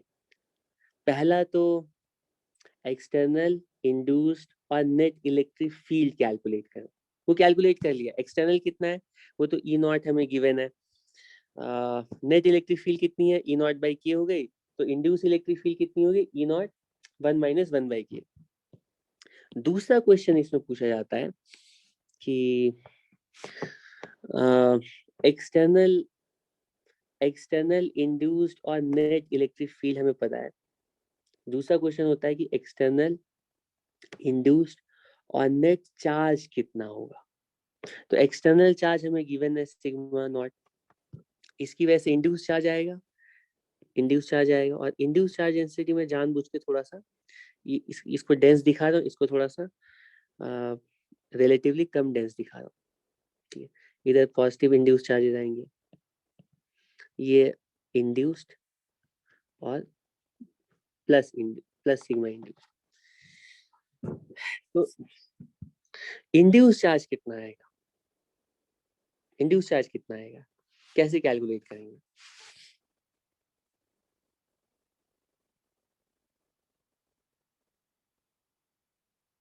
इंड्यूस चार्ज कैसे कैलकुलेट करेंगे? अरे इंड्यूस इलेक्ट्रिक फील्ड की वैल्यू पता चलेगी ना, तो इंड्यूस इलेक्ट्रिक फील्ड की वैल्यू कितनी होगी? वो इंड्यूस चार्ज के टर्म्स में इंड्यूस इलेक्ट्रिक फील्ड की वैल्यू कितनी होगी?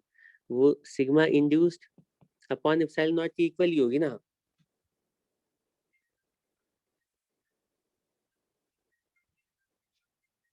ठीक है, तो तुम इसको इक्वेट करके तुम लिखोगे इंड्यूस चार्ज की value E not 1 minus 1 upon के इक्वल्स, ये कितना होगा? सिग्मा इंड्यूस्ड अपॉन के, अरे के क्यों लिख रहा हूँ मैं, अपॉन एप्सिलॉन नॉट। ठीक है, और ई नॉट कितना है? वो sigma not upon epsilon not है।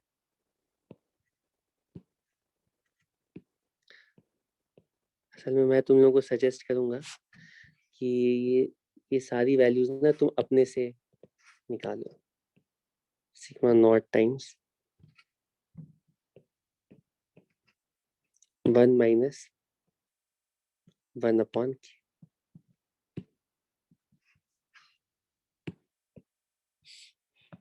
ठीक है, तो एग्जैक्टली कितना चार्ज इंड्यूस हो रहा है डाइलेक्ट्रिक के अंदर भी हम कैलकुलेट कर पा रहे हैं। और अब इसकी वजह से इलेक्ट्रिक फील्ड लाइंस कैसी होंगी बता सकते हो? क्योंकि ये रेक्टेंगुलर स्लैब है तो बाहर तो अभी भी इलेक्ट्रिक फील्ड चेंज नहीं होगी, तो बाहर की जो फील्ड लाइन है वो तो वैसी ही रहेगी। ठीक, बाहर की फील्ड लाइन पहले की तरह है, बाहर की फील्ड लाइन वो पहले की तरह है। लेकिन अंदर क्या होगा? अंदर क्या होगा? अंदर इलेक्ट्रिक फील्ड 0 होगी क्या? फील्ड लाइन अब इलेक्ट्रिक फील्ड एग्जिस्ट करेगी, लेकिन बाहर के कंपैरिजन में अंदर इलेक्ट्रिक फील्ड की स्ट्रेंथ बहुत कम हो गई है, तो लाइन डेंसिटी बहुत ही कम हो जाएगी। लाइन डेंसिटी भी तुम कह सकते हो के फैक्टर से कम हो जाएगी। ठीक है, अब हमने चार्ज डेंसिटी कैलकुलेट कर ली है, तो इसी तरह से हम लोग अगर चार्ज भी पूछा जाए तो चार्ज भी ऐसे ही कैलकुलेट कर सकते हैं, क्योंकि चार्ज डेंसिटी जो है वो चार्ज अपॉन एरिया होता है, तो एरिया अगर हमें पता है तो एक्चुअल सिचुएशन में ना ऐसा किया जाता है कि ये मतलब जो तुम्हें थ्योरी ज्यादातर जगह तुम देखोगे तो उसमें ये एक्सटर्नल चार्ज वाला प्लेट है, ठीक है, इसमें प्लस इसमें माइनस, ठीक है, और जो डाइलेक्ट्रिक स्लैब है वो बिना गैप के इन दोनों पैरेलल प्लेट्स के बीच में रख दिया जाता है। हालांकि कोई डिफरेंस नहीं आएगा, लेकिन इसमें मैं एक पॉइंट हाईलाइट कर पाऊंगा। ठीक है, तो अंदर जो फील्ड है ना, अब यहाँ पे क्या होगा, सरफेस पर इंड्यूस चार्ज आएगी, ठीक है, लेस इंड्यूस चार्ज की डेंसिटी जो होगी वो एक्सटर्नल चार्ज से कम होगी। ठीक है, तो एक्सटर्नल इलेक्ट्रिक फील्ड है कुछ, इंड्यूस इलेक्ट्रिक फील्ड कुछ कम है, तो कुछ नेट इलेक्ट्रिक फील्ड रह जाएगी। नेट इलेक्ट्रिक फील्ड कुछ यहाँ पर ऐसे, नेट इलेक्ट्रिक फील्ड के करस्पॉन्डिंग फील्ड लाइंस कुछ ऐसी होंगी। ठीक है, तो ये जो बाहर है ये सिग्मा एक्सटर्नल है, सिग्मा नॉट, और ये जो डाइलेक्ट्रिक के सरफेस पे जो चार्ज डेंसिटी है सिग्मा इंड्यूस्ड है। ठीक है, तो अब मैं चाहता हूं कि तो external electric field E not है,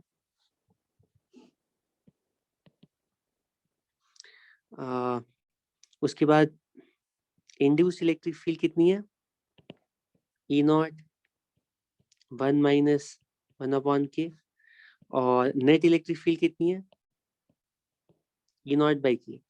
इसमें तो मैं एक्सपेक्ट कर रहा हूँ किसी को कोई प्रॉब्लम नहीं है। अगर तुम्हें ई नॉट, ई इंड्यूस्ड और ई नेट में कोई प्रॉब्लम नहीं है, हाँ अजून मैं उस पॉइंट पर आ रहा हूँ अभी। ठीक है, तो चार्ज डेंसिटी में क्या प्रॉब्लम होगी, क्योंकि इस तरह के पैरेलल प्लेट अरेंजमेंट की वजह से या किसी भी पैरेलल प्लेट अरेंजमेंट की वजह से जो इलेक्ट्रिक फील्ड होती है charge density upon epsilon not होती है। तो जो इलेक्ट्रिक फील्ड है वो directly proportional to charge density है। चार्ज डेंसिटी जिस फैक्टर से चेंज होगी उसी फैक्टर से इलेक्ट्रिक फील्ड भी चेंज होगा। चार्ज डेंसिटी को अगर हम डबल करेंगे तो इलेक्ट्रिक फील्ड भी डबल हो जाएगी। ठीक है, अब आ जाओ यहाँ पर, हमें इलेक्ट्रिक फील्ड के बारे में पता है कि बाहर जो एक्सटर्नल इलेक्ट्रिक फील्ड है ना, जो बाहर की एक्सटर्नल इलेक्ट्रिक फील्ड है उसके कंपैरिजन में 1 माइनस 1 अपॉन के टाइम्स इंड्यूस इलेक्ट्रिक फील्ड हो गई है। तो बाहर जो इलेक्ट्रिक फील्ड है उसके कंपैरिजन में induce electric field 1 minus 1 by के फैक्टर से चेंज हो रही है। तो जिस फैक्टर से इलेक्ट्रिक फील्ड चेंज हुई उसी फैक्टर से चार्ज डेंसिटी भी तो चेंज होगी। तो हम बोलेंगे बाहर अगर चार्ज डेंसिटी सिग्मा नॉट है, ठीक है, बाहर अगर चार्ज डेंसिटी सिग्मा नॉट है, तो जो इंड्यूस चार्ज डेंसिटी है, क्योंकि induce electric field 1 minus 1 by के फैक्टर से चेंज हो रही है, तो जो इंड्यूस चार्ज है इंड्यूस चार्ज भी 1 माइनस 1/k के फैक्टर से चेंज हुआ होगा। मतलब ये जो इंड्यूस चार्ज है ना, ये यहाँ पर जो डाइलेक्ट्रिक के सरफेस पर जो इंड्यूस चार्ज है उसकी वैल्यू होगी sigma not times 1 minus 1/k। ठीक है, फिर उसके बाद नेट चार्ज, क्योंकि जो देखो नेट इलेक्ट्रिक फील्ड देखने का दो तरीका है। एक तरीका है कि बाहर वाले एक्सटर्नल चार्ज की वजह से एक्सटर्नल इलेक्ट्रिक फील्ड देखो, अंदर वाले इंड्यूस चार्ज की वजह से इंड्यूस इलेक्ट्रिक फील्ड देखो। मतलब दोनों चार्जेस की वजह से, एक्सटर्नल और इंड्यूस चार्जेस की वजह से इलेक्ट्रिक फील्ड्स को सेपरेटली देखो और उनका रिजल्टेंट निकाल करके नेट इलेक्ट्रिक फील्ड कैलकुलेट करो। दूसरा तरीका है कि एक्सटर्नल चार्ज और इंड्यूस चार्ज इन दोनों को कंबाइन करके ही तुम नेट चार्ज निकालो, क्योंकि ये दोनों तो साथ में है ना, तो ये दोनों मिल करके जो नेट चार्ज डेंसिटी है ना, वो sigma not minus sigma induce हो चुकी है। तो दूसरा तरीका है नेट इलेक्ट्रिक फील्ड देखने के लिए तुम नेट चार्ज डेंसिटी देख लो। नेट चार्ज डेंसिटी कितनी है? Sigma not minus sigma induce. तो जो नेट इलेक्ट्रिक फील्ड होगी वो sigma not minus sigma induce upon epsilon naught के इक्वल ही तो होगी। ठीक है, और इसको तुम वेरीफाई भी कर सकते हो। तो नेट चार्ज डेंसिटी जो है, नेट चार्ज डेंसिटी, ठीक है, वो हम यहीं से, क्योंकि net electric field 1/k times हो रही है, तो नेट चार्ज डेंसिटी जो होगी वो भी एक्सटर्नल चार्ज डेंसिटी का k टाइम्स हो जाएगी। क्या प्रॉब्लम है इसमें? और बिल्कुल ऐसे ही ना, तुम्हें हो सकता है क्वेश्चन में चार्ज पूछा जाए कि एक्सटर्नल चार्ज गिवन है, एक्सटर्नल चार्ज Q नॉट है, इंड्यूस चार्ज बताओ, तो इंड्यूस चार्ज की वैल्यू तुम लिखो Q not 1 minus 1/k times हो जाए, अगर इन दोनों का एरिया सेम है तो। नहीं तो एरिया के अकॉर्डिंग इस रिलेशनशिप से तुम्हें चार्ज निकालना पड़ेगा, क्योंकि चार्ज डेंसिटी तो तुमने निकाल लिया ना, मल्टीप्लाई बाय एरिया कर दो। ठीक है, तो तुम्हें चार्ज कितना होगा, इंड्यूस चार्ज कितना होगा, ये भी पता चल गया है। ठीक है, अब तुम, हाँ हाँ, अभी डाइलेक्ट्रिक कांस्टेंट में फिर से आ जाते हैं कि डाइलेक्ट्रिक कांस्टेंट क्या है। डाइलेक्ट्रिक कांस्टेंट रिप्रेजेंट करता है कि इस डाइलेक्ट्रिक मटेरियल को इलेक्ट्रिक फील्ड में रखने के बाद ये मटेरियल इलेक्ट्रिक फील्ड को कितने फैक्टर से रिड्यूस करता है।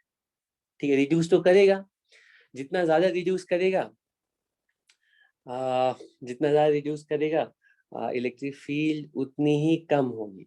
ठीक है, और जितना कम रिड्यूस कर पाएगा इलेक्ट्रिक फील्ड उतनी ही ज्यादा होगी। एनीवे अब यहाँ से क्वेश्चन, मेरे क्वेश्चन का आंसर देने की कोशिश करो। ऑब्वियसली एक चीज तो क्लियर है कि एक्सटर्नल इलेक्ट्रिक फील्ड रिड्यूस ही होगी।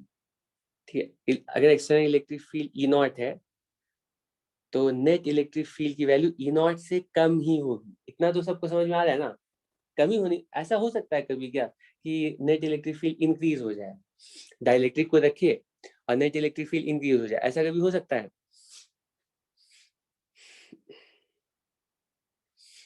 ऐसा कभी हो सकता है क्या? ऐसा कभी पॉसिबल है? जब इलेक्ट्रिक फील्ड में रखोगे किसी डाइलेक्ट्रिक को तो इंड्यूस चार्जेस तो ऑपोजिट डायरेक्शन में ही आएंगे ना।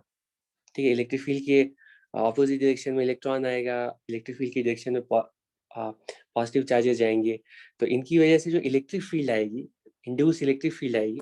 तो यहाँ पे मैंने नेट क्यों लगी, इंड्यूस थे, इंड्यूस इलेक्ट्रिक फील्ड जो आएगी वो एक्सटर्नल के हमेशा ऑपोजिट ही आनी है, तो नेट इलेक्ट्रिक फील्ड हमेशा रिड्यूस ही होनी है। ठीक है, तो अगर नेट इलेक्ट्रिक फील्ड रिड्यूस होगी तो किसी भी मटेरियल के लिए जो डाइलेक्ट्रिक कांस्टेंट की वैल्यू होगी वो हमेशा 1 से ज्यादा होगी। ठीक है, डाइलेक्ट्रिक कांस्टेंट की वैल्यू 1 से कम नहीं हो सकती है। ठीक, क्योंकि 1 से कम होने का मतलब इलेक्ट्रिक फील्ड इंक्रीज हो रही है। ठीक है, तो डाइलेक्ट्रिक कांस्टेंट क्या है ये तो हमें समझ में आ गया, लेकिन डाइलेक्ट्रिक कांस्टेंट की रेंज क्या होगी? अगर कोई पूछेगा डाइलेक्ट्रिक कांस्टेंट की रेंज क्या होगी, डाइलेक्ट्रिक कांस्टेंट की मिनिमम वैल्यू क्या होगी, डाइलेक्ट्रिक कांस्टेंट की मिनिमम वैल्यू क्या होगी? 1। अरे तुम लोग क्या करते, ये नेट इलेक्ट्रिक फील्ड है, नेट, और ये है external electric field upon dielectric constant, ये तो सिंपल मैथ्स है। ठीक, कोई बात, मिनिमम वैल्यू 1 होगी। ठीक है, या किसी भी नॉर्मल डाइलेक्ट्रिक के लिए 1 से ज्यादा ही होगी। 1 से ज्यादा कितनी हो सकती है, तो वो कितनी भी हो सकती है, तो इसको हम बोलेंगे मतलब मतलब थ्योरेटिकली डाइलेक्ट्रिक कांस्टेंट की वैल्यू इन्फिनिटी भी हो सकती है। ठीक है, ओके। तो अब मैं कह रहा हूँ कि अगर अगर डाइलेक्ट्रिक कांस्टेंट 1 है, इसका मतलब क्या है? डाइलेक्ट्रिक कांस्टेंट 1 होने का मतलब है कि जो नेट इलेक्ट्रिक फील्ड है वो उतनी ही है जितनी की एक्सटर्नल इलेक्ट्रिक फील्ड है। और अगर किसी मटेरियल के अंदर जितनी एक्सटर्नल फील्ड है उतनी ही इलेक्ट्रिक फील्ड डाइलेक्ट्रिक मटेरियल के अंदर है, इसका मतलब है कि इंड्यूस्ड इलेक्ट्रिक फील्ड 0 है। मतलब इंड्यूस इलेक्ट्रिक फील्ड आया ही नहीं, यानी कि चार्जेस इंड्यूस हुए ही नहीं। चार्जेस इंड्यूस का मतलब पोलराइजेशन हुआ। ऐसा तभी हो सकता है जब अंदर कोई एटम ही नहीं है, और एटम नहीं होने का मतलब है ये वैक्यूम है। ठीक है, तो ये जो 1 है ना, वो वैक्यूम को रिप्रेजेंट करता है। ठीक है, और बहुत केसेस हम बोलते हैं एयर, क्योंकि वैक्यूम के क्लोज है तो एयर को भी हम ले लेते हैं कई बार। लेकिन एयर की डाइलेक्ट्रिक कांस्टेंट 1 नहीं है, 1 से ज्यादा है। एयर के अंदर जो एक्चुअल इलेक्ट्रिक फील्ड होनी चाहिए उससे थोड़ा कम ही होती है एयर के होने की वजह से। ठीक है, और अगर डाइलेक्ट्रिक कांस्टेंट इंफिनिटी हो गया तो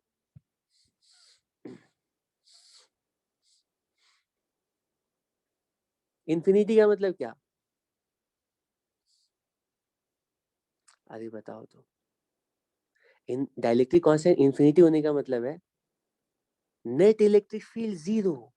नेट इलेक्ट्रिक फील्ड 0 होने का मतलब है कि जितनी भी एक्सटर्नल है उतनी ही इंड्यूस इलेक्ट्रिक फील्ड भी प्रोड्यूस हो रही है। तो ये जो इंफिनिटी वाला पार्ट है ये रिप्रेजेंट कर रहा है कंडक्टर को। yes. इसका मतलब है कि डाइलेक्ट्रिक कांस्टेंट की वैल्यू जितनी कम होगी वो उतना ज्यादा स्ट्रॉन्ग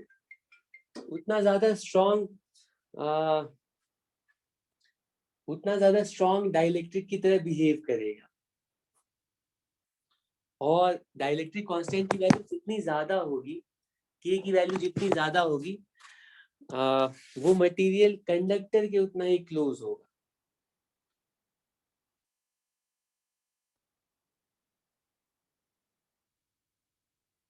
ठीक है, के की वैल्यू तो बहुत सारे हम लोग अलग अलग एप्लीकेशन के लिए बहुत सारे मटेरियल्स बनाते हैं जिनकी डाइलेक्ट्रिक कांस्टेंट, एक बहुत सारे पॉलीमर्स होते हैं उनकी डाइलेक्ट्रिक कांस्टेंट 8 10 इस रेंज में होती है। वाटर की डाइलेक्ट्रिक कांस्टेंट 80 के इक्वल होती है। ठीक है, तो 80 का मतलब भी ज्यादा है, मतलब ये थोड़ा कंडक्टर के पास जा रहा है। जितनी ज्यादा डाइलेक्ट्रिक कांस्टेंट की वैल्यू होगी वो उतना ज्यादा कंडक्टर के क्लोज जाएगा। डाइलेक्ट्रिक कांस्टेंट ज्यादा होने का मतलब है कि वो ज्यादा पोलराइज हो रहा है, ज्यादा इंड्यूस चार्जेस आ रहे हैं। ठीक है, और नेट इलेक्ट्रिक फील्ड उतनी ही डिक्रीज, उतनी ही कम आ पा रही है। अब यहाँ तक किसी को कुछ पूछना है? ठीक, यहाँ तक मैंने बहुत ही कम पॉइंट्स बताए हैं, मतलब इसको मैं और थोड़ा जल्दी बता सकता था, लेकिन क्योंकि ये बार बार यूज होगा तो इसमें मैं चाह रहा था कि ठीक अच्छे से हर पॉइंट क्लियर हो। अब इसको हम लोग यूज करेंगे जहां पर भी हमें अप्लाई करना है। अच्छा, इतने पार्ट में किसी को कुछ पूछना है तो पूछ लो। इसमें किसी को कुछ डाउट है? ठीक है, अब तुम बोलोगे कि ये तो चलो रेक्टेंगुलर स्लैब था, अगर किसी और शेप का डाइलेक्ट्रिक ले लिया जाए फिर इलेक्ट्रिक फील्ड कितनी होगी? तुम्हारे कोर्स से बाहर है, तुम्हें उसके बारे में सोचने की जरूरत नहीं। हालांकि इतना तुम्हें पता होना चाहिए कि अगर ये किसी दूसरी शेप का भी होगा तो वहां पे भी इंड्यूस चार्ज पोलराइजेशन होगा, पोलराइजेशन की वजह से इंड्यूस चार्जेस आएंगे, इंड्यूस चार्जेस की वजह से डाइलेक्ट्रिक के अंदर इलेक्ट्रिक फील्ड कुछ डिक्रीज ही करेगी। ठीक है, कितनी डिक्रीज करेगी? वो हमेशा मटेरियल की डाइलेक्ट्रिक कांस्टेंट के अकॉर्डिंग के फैक्टर से डिक्रीज कर जाएगी। ठीक है, तो तुम बोलोगे अंदर के पॉइंट पर हमें इलेक्ट्रिक फील्ड, तो अगर हमें डाइलेक्ट्रिक कांस्टेंट पता है तो हम डाइलेक्ट्रिक के अंदर इलेक्ट्रिक फील्ड बता सकते हैं। लेकिन बाहर की इलेक्ट्रिक फील्ड का क्या? तो बाहर की इलेक्ट्रिक फील्ड जनरली सिर्फ इस रेक्टेंगुलर स्लैब वाले केस में बिल्कुल कंडक्टर की तरह ही बता रहा हूँ।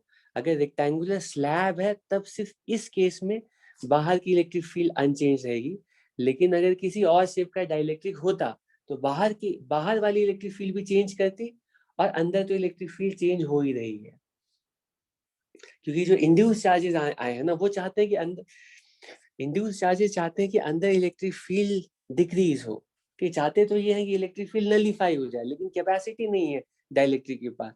डाइलेक्ट्रिक क्या करता है कि अपने एटम्स को पोलराइज करके इंड्यूस चार्जेस लाता है और इलेक्ट्रिक फील्ड को रिड्यूस करता है। ठीक है, अगर इसके पास कैपेसिटी होती तब तो वो इंड्यूस चार्जेस ला के इलेक्ट्रिक फील्ड को नलीफाई कर देता।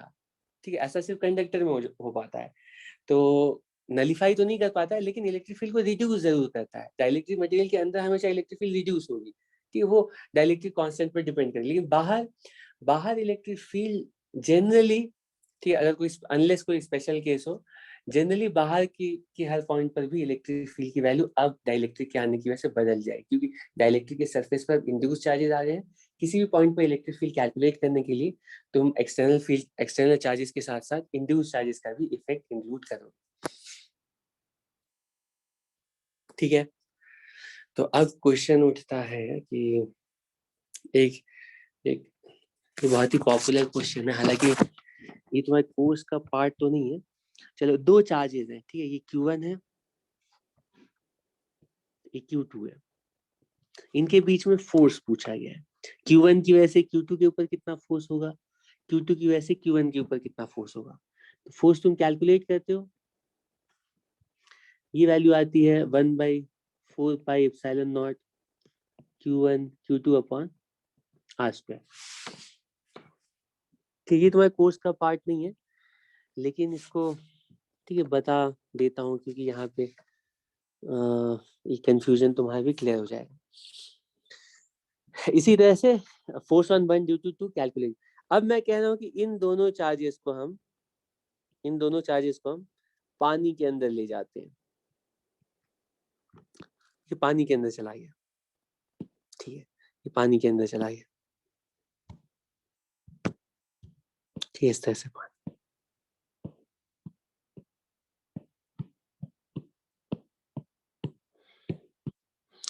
अब क्वेश्चन में पूछा गया है कि पानी का मतलब डाइलेक्ट्रिक, किसी डाइलेक्ट्रिक मीडियम में रख दिया हमने दोनों चार्जेस को।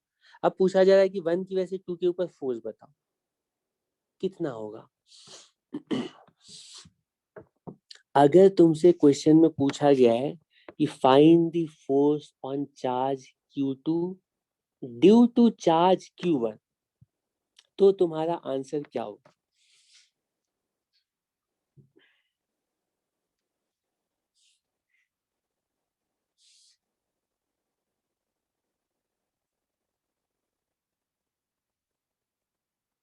क्या होगा आंसर तुम्हारा।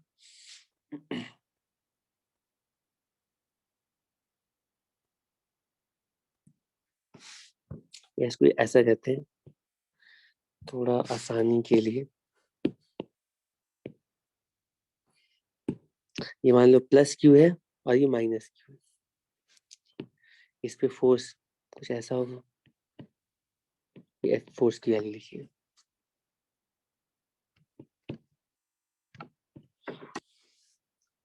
बताओ इन दोनों के बीच में फोर्स कितना एक्ट करेगा अगर हम मीडियम के अंदर ले जाते हैं।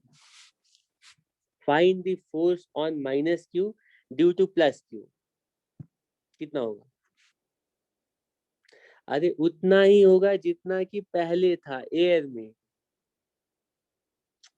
यही तुम लोग फिर, मैं पूछ रहा हूँ कि माइनस Q के ऊपर प्लस Q की वजह से कितना फोर्स होगा। तो ये तो कूलॉम्स लॉ कहता है कि किसी भी किसी भी चार्ज के ऊपर दूसरे चार्ज की वजह से K Q1 Q2 upon R² के ऊपर फोर्स एक्ट करेगा, तो इसके ऊपर फोर्स तो उतना ही एक्ट करेगा स्मॉल Q की वजह से। लेकिन अब प्रॉब्लम यहाँ पर ये है, यहाँ पे चार्जेस हैं, चार्जेस को मीडियम के अंदर रखा गया है, और जब भी हम मीडियम के अंदर चार्जेस को रखेंगे तो चार्जेस का मतलब है चार्जेस की वजह से इलेक्ट्रिक फील्ड होगी, और जब भी इलेक्ट्रिक फील्ड के अंदर हम किसी मीडियम को रखेंगे, डाइलेक्ट्रिक को रखेंगे, तो डाइलेक्ट्रिक के अंदर पोलराइजेशन होगा और इंड्यूस चार्जेस आएंगे, और इंड्यूस चार्जेस आने का मतलब है अब किसी भी चार्ज के ऊपर नेट फोर्स कैलकुलेट करने के लिए तुम्हें जो पहले से डिस्क्रीट ओरिजिनल चार्जेस थे उनकी वजह से तो फोर्स निकालना ही पड़ेगा, लेकिन साथ साथ इंड्यूस चार्जेस की वजह से भी फोर्स निकालना पड़ेगा। ठीक है, तुम्हें इंड्यूस चार्जेस का भी इफेक्ट देखना पड़ेगा। तो एक्चुअली होगा क्या, अब अगर तुमसे नेट फोर्स पूछा जाता है ना, तो अब तुम नेट फोर्स को K∞Q2/r² नहीं लिख सकते हो। तुम्हें नेट फोर्स के लिए इंड्यूस चार्जेस का भी इफेक्ट देखना पड़ेगा, क्योंकि अब सिस्टम में सिर्फ यही दोनों चार्जेस नहीं है और इंड्यूस चार्जेस भी आ गए। तो थोड़ा बहुत अगर मैं आइडिया दूं, यहाँ पे जो इलेक्ट्रिक फील्ड लाइंस है ना, कुछ इस तरह से है। फोर्स मैं कैसे कैलकुलेट कर रहा हूँ, नेगेटिव चार्ज के ऊपर ड्यू टू पॉजिटिव चार्ज, ये charge multiplied by electric field. ठीक है, हम बोल रहे हैं कि ये जो पॉजिटिव चार्ज है वो नेगेटिव चार्ज पर इलेक्ट्रिक फील्ड प्रोड्यूस कर रहा है और उस इलेक्ट्रिक फील्ड की वजह से नेगेटिव चार्ज फोर्स एक्सपीरियंस कर रहा है। ठीक है, तो एक्चुअली यहाँ पे जो फील्ड लाइन है ना, कुछ इस तरह की होंगी। ठीक है, मैं समझाने के लिए बता रहा हूँ। हमें अगर -Q के ऊपर फोर्स कैलकुलेट करना है तो हमें सिर्फ +Q की वजह से इलेक्ट्रिक फील्ड देखना पड़ेगा। नेट इलेक्ट्रिक फील्ड की वजह से हम -Q के ऊपर फोर्स नहीं देखेंगे, क्योंकि कोई भी चार्ज अपने फील्ड की वजह से खुद के ऊपर फोर्स थोड़ी लगा सकता है। कोई भी चार्ज अपने ऊपर फोर्स थोड़ी लगाएगा। चार्ज फील्ड प्रोड्यूस करता है और उस फील्ड को दूसरा चार्ज एक्सपीरियंस करता है। एनीवे, लेकिन मैं समझाने के लिए बताऊं, इन दोनों की वजह से जो फील्ड लाइंस कुछ ऐसी होंगी। तो इन फील्ड लाइंस की वजह से क्या होगा पता है, यहाँ पे जो वाटर मॉलिक्यूल्स है ना, वो इस तरह से पोलराइज हो जाएंगे। ठीक है, एक्चुअली वाटर मॉलिक्यूल्स पोलराइज ही रहते हैं। बस उनका जो डाइपोल मोमेंट है ना, वो रैंडमली ओरिएंटेड होता है, तो नेट डाइपोल मोमेंट 0 होता है। ठीक है, लेकिन जैसे ही हम फील्ड में रखेंगे तो ये सारे जो वाटर मॉलिक्यूल के डाइपोल्स है ना, वो फील्ड के अलोंग इस तरह से अलाइन हो जाएंगे। ठीक है, और ये जो डाइपोल्स है ना, ये खुद भी इनकी वजह से नेट इंड्यूस चार्जेस आएंगे और इंड्यूस चार्ज की वजह से हर जगह पर नेट इलेक्ट्रिक फील्ड प्रोड्यूस होगी। तो आ, तो जो नेट इलेक्ट्रिक फील्ड है ना, यहाँ -Q पर, अगर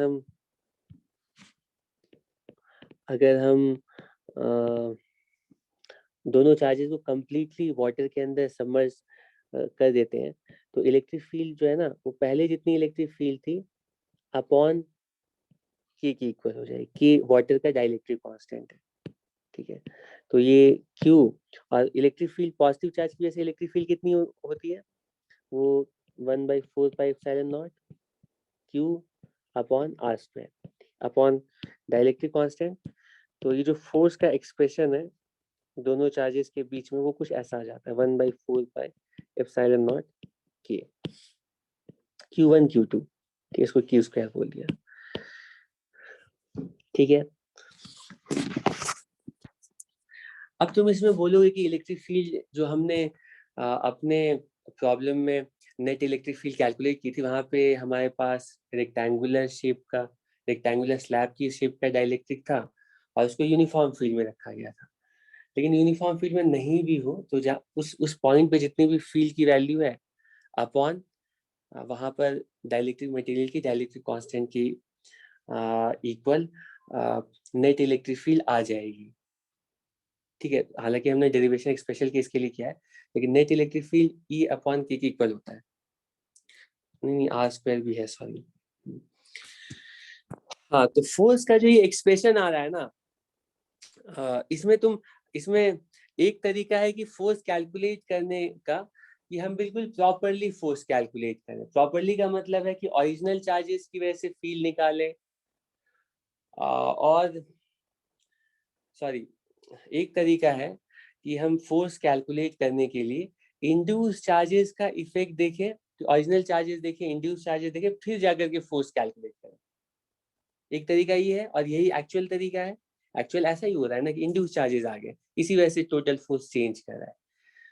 दूसरा तरीका है कि फोर्स का जो एक्सप्रेशन आया ना, उस केस में ध्यान से सुनना, उस केस में जिसमें दोनों चार्जेस कंप्लीटली सबमर्ज, या फिर हमारे पास ऐसा चार्ज सिस्टम है जो कि कंप्लीटली पूरे मीडियम में सबमर्ज है। ठीक है, तो ऐसे सिर्फ ऐसे केस के लिए जो इलेक्ट्रिक फील्ड की वैल्यू है किसी भी पॉइंट पर डाइलेक्ट्रिक आने से पहले वो के फैक्टर से कम हो जाएगी। ठीक है, हमेशा ऐसा नहीं होगा। मान लो ऐसी सिचुएशन है जिसमें कि आधे पार्ट में डाइलेक्ट्रिक है, आधे पार्ट में डाइलेक्ट्रिक नहीं है। मान लो कहाँ पे ड्रॉ करूं, मान लो हमारे पास कुछ ऐसी सिचुएशन है कि एक चार्ज यहाँ पर है Q1 और दूसरा चार्ज Q2 यहाँ पर है और डाइलेक्ट्रिक यहाँ तक है। ये मीडियम में और दूसरा वाला मीडियम में नहीं है, या फिर बीच में कोई इस तरह का डाइलेक्ट्रिक डाल दिया। तो इस केस के लिए हम पहले की तरह नहीं बता सकते कि हर जगह पर इलेक्ट्रिक फील्ड के फैक्टर से रिड्यूस होगी। ठीक है, क्योंकि जहां पर डाइलेक्ट्रिक होता है वहीं पे इलेक्ट्रिक फील्ड के फैक्टर से रिड्यूस होती है। तो अगर अगर सारे चार्जेस मीडियम के अंदर ही आ गए तो उस केस में हम बोल सकते हैं कि हर पॉइंट पर इलेक्ट्रिक फील्ड जितनी पहले थी वो के फैक्टर से रिड्यूस हो गई है, और force electric field times charge होता है, इलेक्ट्रिक फील्ड के फैक्टर से रिड्यूस हुई है तो फोर्स भी के फैक्टर से रिड्यूस हो गया होगा। तो हम लोग सोचते हैं कि बार बार हम मीडियम को देखें और मीडियम की वजह से इंड्यूस चार्जेस को देखें और फिर नेट फोर्स इंड्यूस चार्जेस का इफेक्ट इंक्लूड करके कैलकुलेट कर लें।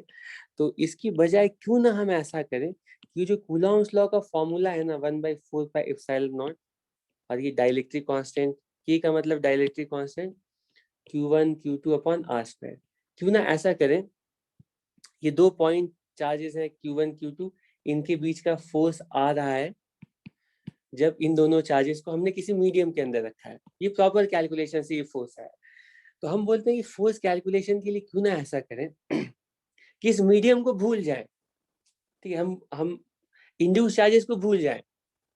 हम बोले कोई इंड्यूस चार्जेस नहीं आते हैं, चार्जेस को रखते हैं, इंड्यूस चार्जेस का इफेक्ट बिल्कुल, कोई पोलराइजेशन नहीं होता है, कोई इंड्यूस चार्जेस नहीं आते। हम ऐसा बोल देते हैं कि जब चार्जेस मीडियम में रखे गए हैं तो उस मीडियम के लिए अलग से हम, ठीक है, अलग से उस मीडियम की परमिटिविटी डिफाइन करते हैं। ठीक है, मीडियम की परमिटिविटी मतलब फॉर्मूले को एक ही जैसा रखने के लिए जबरदस्ती हमने क्या किया, इन दोनों टर्म को ना कंबाइन करके इन दोनों का नाम दे दिया permittivity of the medium. E not तो ये जो एप्सिलॉन नॉट है ये तो एब्सोल्यूट परमिटिविटी ऑफ एयर कहलाती, वैक्यूम कहलाता है। इसके साथ डाइलेक्ट्रिक कांस्टेंट मल्टीप्लाई होकर के इनको ना हमने बना दिया परमिटिविटी ऑफ द मीडियम। और हमने बोला कि कूलॉम्स लॉ जैसे पहले वैलिड था बिना मीडियम के, वैसे ही मीडियम में भी वैलिड है, बस मीडियम की जो परमिटिविटी है ना वो चेंज हो गई। एक्चुअली कुछ परमिटिविटी चेंज नहीं हुई, परमिटिविटी किसी मीडियम के लिए कोई ऐसी प्रॉपर्टी पहले से नहीं, हम जबरदस्ती उस मीडियम की परमिटिविटी बना रहे हैं। ठीक है, ताकि कूलॉम्स लॉ का फॉर्मूला हम अप्लाई कर पाए डायरेक्टली बिना इंड्यूस चार्जेस के बारे में सोचे हुए। तो हम बोलते हैं कूलॉम्स लॉ हम मीडियम के अंदर भी अप्लाई कर सकते हैं, सिर्फ हमें ये मानना पड़ेगा कि मीडियम की जो परमिटिविटी है वो चेंज हो गई, वो अब एप्सिलॉन नॉट नहीं है, वो उस मीडियम की परमिटिविटी होगी, वो एप्सिलॉन नॉट टाइम्स के। ठीक है, तो ये किसी मीडियम की जो परमिटिविटी है उसको एप्सिलॉन लिख रहे हैं, और ये वो एप्सिलॉन नॉट क्या है, एयर की परमिटिविटी, एब्सोल्यूट एयर नहीं वैक्यूम की परमिटिविटी, और के है डाइलेक्ट्रिक कांस्टेंट। तो ये जो के है इसको हम ऐसे भी लिखते हैं permittivity of the medium upon permittivity of free space या वैक्यूम। ठीक है, और क्योंकि ये permittivity of the medium upon permittivity of vacuum का रेशियो है, तो इसको हम लोग ना ऐसा भी बोलते हैं, ये रिप्रेजेंट कर रहा है relative permittivity of the medium.